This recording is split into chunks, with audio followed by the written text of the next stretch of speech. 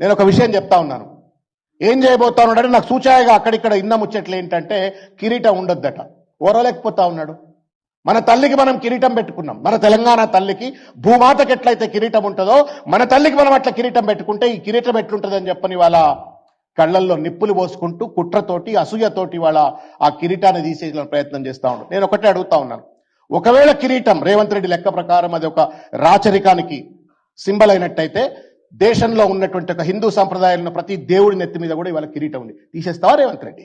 ఒక దేవతా స్వరూపం ఉండాలా అని చెప్పని, భూమాత స్వరూపం ఉండాలని చెప్పని తెలంగాణ తల్లికి ఆ విగ్రహం పెడితే నువ్వు ఇవాళ దాన్ని విధ్వంసం చేయాలనే ప్రయత్నం చేస్తా ఉన్నావు. ఒకవేళ అది సామాజిక స్ఫూర్తికి వ్యతిరేకమని చెప్పని రేవంత్ రెడ్డి భావించినట్టయితే నేను రేవంత్ రెడ్డి గారిని సూటిగా అడుగుతా ఉన్నాను, ఇవాళ కిరీటం ఉండడమే గనక ఒకవేళ సామాజిక స్ఫూర్తికి వ్యతిరేకమే అన్నట్టయితే రేవంత్ రెడ్డి గారు రేవంత్ రెడ్డి అని పెట్టుకోవడం కూడా సామాజిక స్ఫూర్తికి వ్యతిరేకమే. ఎందుకంటే ఆయనే అన్నాడు,